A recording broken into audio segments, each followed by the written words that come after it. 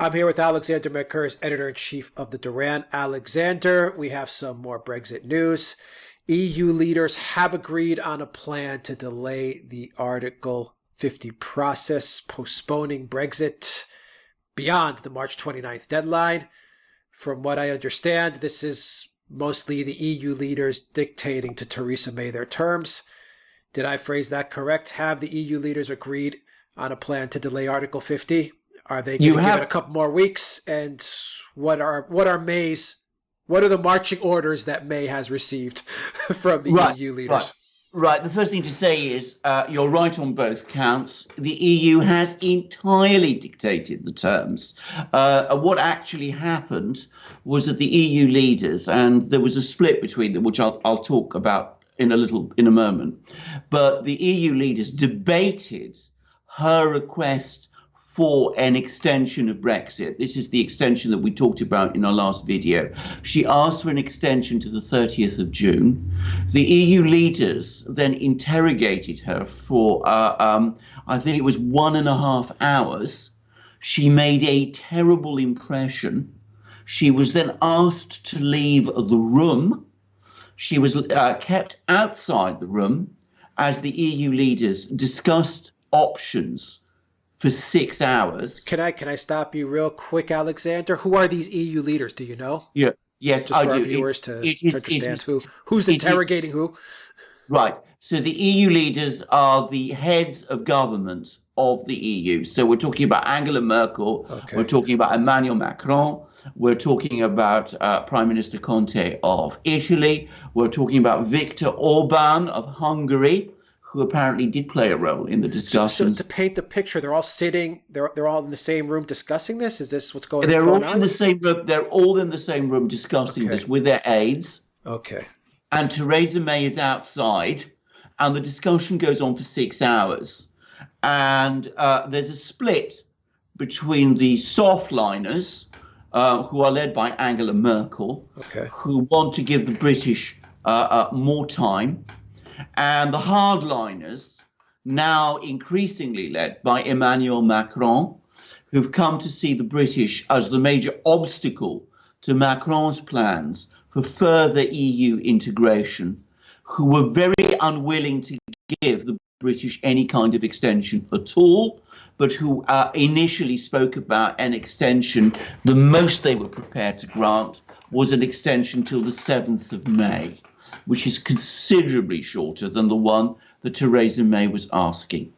In the end, after much discussion, an agreement was reached between the EU leaders, which was then presented to Theresa May and dictated to her. She had no option but to accept it.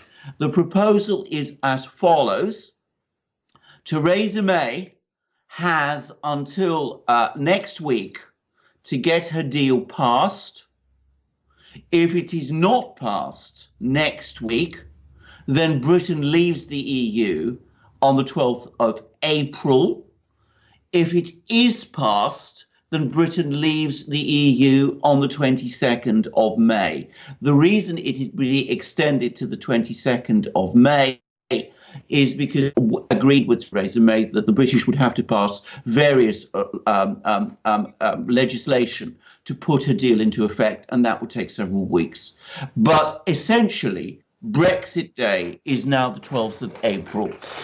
There is a little wriggle room allowed to the British in the sense that if the British are able to come up with some kind of other proposal before the 12th of April, if the Theresa May's deal is rejected, the EU leaders have said they will look at it, but they have made it absolutely clear that they will not countenance the British being involved in the EU elections, the European Parliament elections in May, if there is still a British commitment to a Brexit, which the British want to see happen anytime soon. Now, the general feeling here in Britain is that this timeline is now so tight that it makes a no-deal Brexit probably the most likely outcome. I say probably because, as I said, there is a little wriggle room left, but it is looking as if the hardliners, led by Macron, are now decisively in the ascendant. I say that because the opinion in Britain is that Theresa May is not going to be able to get a deal passed next week.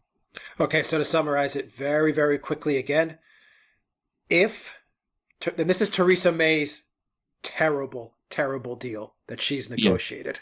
Yeah. Correct. Okay? Correct. So she's going to have the opportunity to take it for a vote for a third time, correct?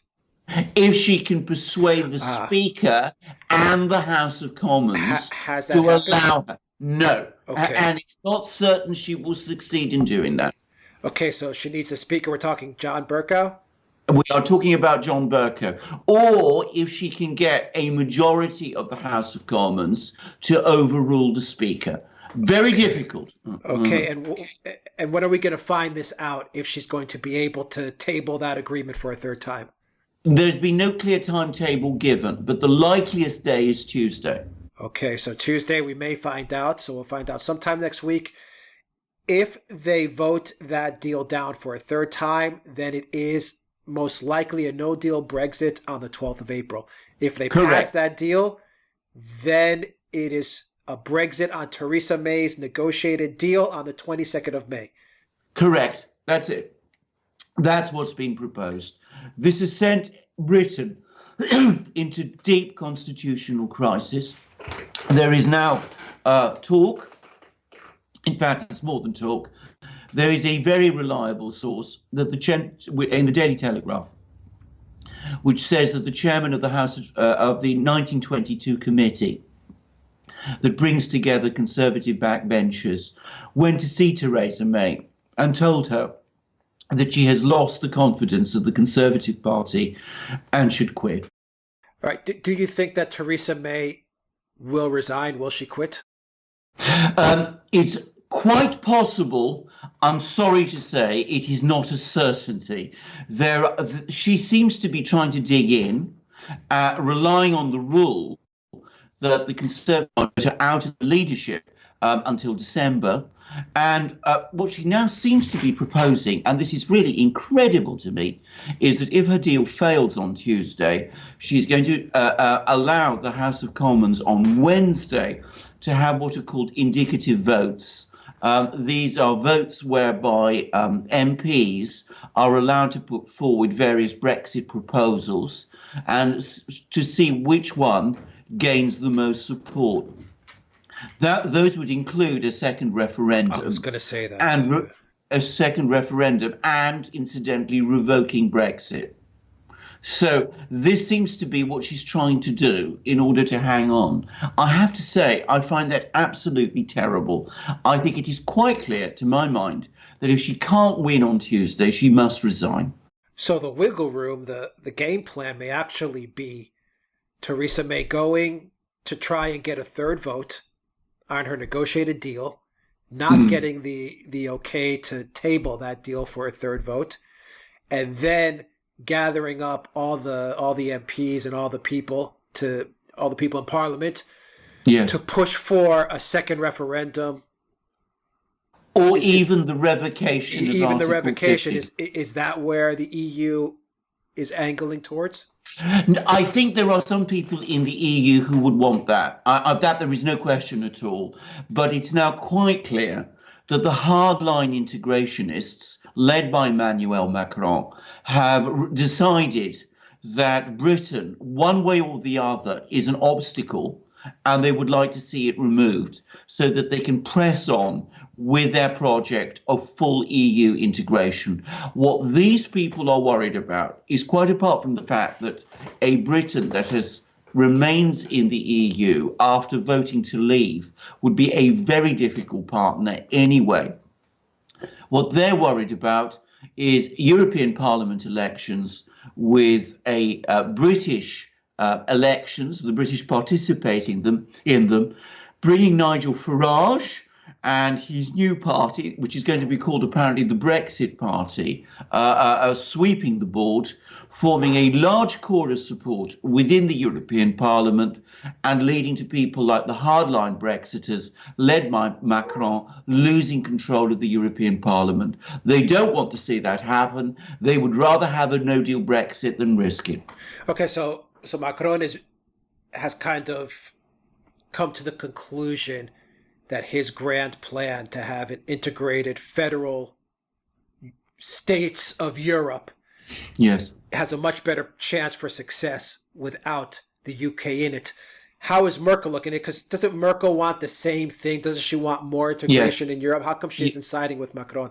Yes, she does want more integration in Europe. She doesn't want it in exactly the form that Macron does, because what Macron wants is EU federal institutions which will impose their decisions on Germany, whereas Merkel prefers a situation rather like the one we have now, where it is Germany, through its own institutions, that gives the orders to the EU and then carries out its integration process, essentially in German interests. Now, I think Merkel, for that reason, in fact, there's no question about this, would rather the British were kept in. So we are seeing a German-French split. It's not a huge split. Right. It's not a decisive split. It's a split on this one issue, and it could be papered over if the British came next week or the week after with some sort of compromise on offer. But we will see. Personally, my own view is that Theresa May is going to lose the vote on Tuesday. I should say that when she came back, she made a series of extraordinary speeches, one to the House of Commons, one to the British people, in which she blamed MPs, British MPs, for the crisis, refused to take any responsibility herself, said that Parliament was acting contrary to the will of the people, and implied that the will of the people is to support her deal. Now, that has lost her enormous support in Parliament. Everybody was infuriated by that speech, and it has hardened the likelihood that her deal will be voted down on Tuesday, because it seems that many people who were edging towards accepting the deal have now been made so angry by that speech that they're going to vote against it. So I think what's going to happen is that Theresa May's deal will be voted down for a third time on Tuesday, assuming that vote happens at all, at which point I think that the whole idea of indicative votes, these ideas of floating various proposals, is going to be so unpopular and so unreal with so many people that there will be a concerted move within the British cabinet and the British Conservative Party finally to get Theresa May, who everybody now acknowledges is the primary author of this disaster, to go. I have to say, she should have been told to go months ago, at least in December, perhaps even sooner. Better late than never. Yeah, better late than never, but she's done so much damage. She's done. It was a dereliction of duty. The Conservative Party should have ousted. They should have gotten rid of her. Absolutely. And I have to also say that in this situation of crisis that we have now, and we really do have a crisis now, I am inclined to think that with Macron taking the very hard line that he is taking now, the only real way of stopping a no-deal Brexit is not revoking Brexit, revoking Article 50, which I think is a crazy idea, which isn't going to happen. Or I don't think it's even holding a second referendum, agreeing to hold a second referendum. I think it is a general election. And I think that is a real possibility. In other words, Theresa May may be out next week, the government may fall, and another election might be called, with the British coming back to the Europeans and saying, we're going to hold this election sometime in April or May. Can you please give us a little more time until it's out of the way? In other words, a little more time until the 22nd of May. It's by no means certain by now that the Europeans will even agree to that. Yeah, but what do they gain by that? I mean, okay, I agree. I agree. Yeah. There's no confidence in the prime minister anymore. No. I think a proper route would be an election because the Conservative Party, they also screwed up. They should have taken responsibility and got rid of Theresa May. The speech that she gave showed what a poor leader she is. I mean, just pure cowardice. What a poor leader. What a despicable person she is when I saw that speech. But the Conservative Party should have also taken responsibility and shown leadership and gotten her the hell out. But what do they gain as far as Brexit's concerned with an election? I mean, I see two unrelated things here. An election, yes, to put the country in order as it leaves the EU, and it's leaving the EU. Yes. Right. Well, I'm going to say straight away, I'm not, if you want my own opinion, I think it is highly likely we will see a general election called next week with the government falling. I think it is highly likely that whichever prime minister holds the ring in the meantime, and it can't be Theresa May, will ask the EU for a further extension. And I think it is overwhelmingly likely in that case. I think it is almost a certainty that Macron, who is now in effective control, is going to say no, because he's going to say to the British, look, you cannot hold an election before the 12th of April. 12th of April is the day that the EU Council has said you must leave by. The reason we chose the 12th of April is because the 12th of April is the day when you are required to tell the European authorities whether you are going to be participating in the European Parliament in elections in May or not. We are not prepared to see the European parliamentary elections disrupted by a Britain which is going through a general election and therefore by definition cannot decide whether it wishes to participate in the European Parliament elections or not. The important point to remember is that if Britain commits to participating in the European Parliament elections, it would have to ask for a long EU extension, a long Brexit extension of at least a year. And that is not something that the British have proposed up till now, and which during a general election, no one would have the authority speaking on behalf of Britain to ask for. They can't organize an election by the 12th, logistically. No, it's impossible. That should be out of the question. But should they have an election either way after the 12th, irregardless of Brexit? You see, this is the point. This is the point I think we need to make clear. I don't think they can do anything before the 12th of April. They can't organise any. They can't organise a second referendum before the 12th of April. It's all very well talking about revoking Article 50, but revoking Article 50 requires legislation. There is a very complex legislative procedure that has to be followed.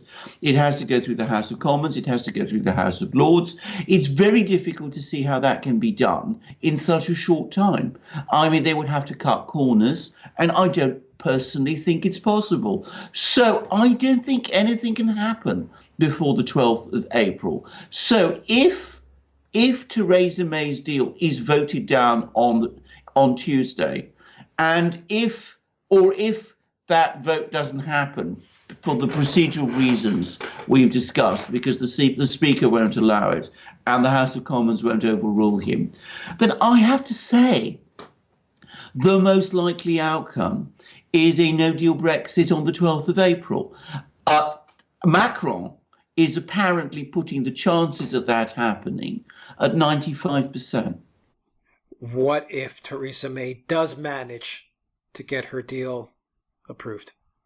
Well, if she gets it approved, then it all becomes very simple. Britain leaves with this truly terrible deal on the 22nd of May. And I'm going to, again, tell our viewers that that is, for me, a disastrous outcome.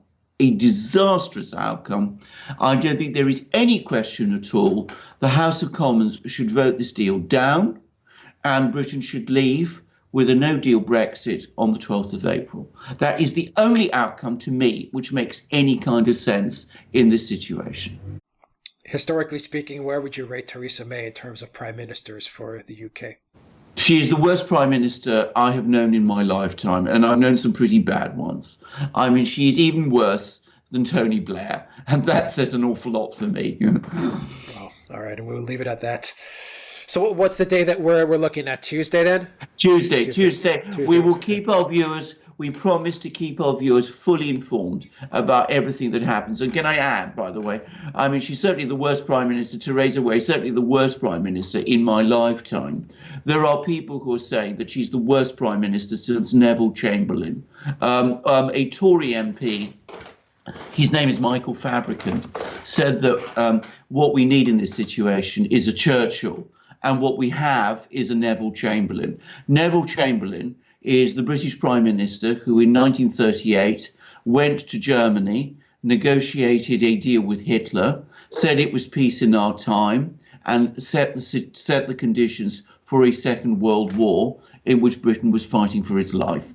That he is considered by most people in Britain to be the most disastrous Prime Minister. So Theresa May is now, by a member of her own party, being compared to him. Unbelievable. Alexander Mercouris, Editor-in-Chief of the Duran, thank you very much. Guys, if you like this video, click on the subscribe button down below and click on that notifications bell to get notifications every time we push out a new video. Visit the Duran shop, pick up a t-shirt, help support the Duran. In the description box down below, you'll find links to our PayPal and Patreon pages.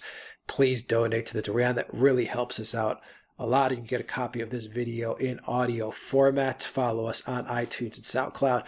Also go to theduran.com and see the articles that Alexander links up to every day. And in the description box, guys, if you are not getting your notifications, we are getting a lot of people saying they're not getting their notifications. Go to Blank Chat, download that application. We're posting all our notifications for the videos that we put online via that app as well. So it's kind of like a fail safety. So download that app and you can get notifications every time we publish a video as well. Alexander Mercouris, Editor-in-Chief of the Duran. Thank you once again. Until next time, take care.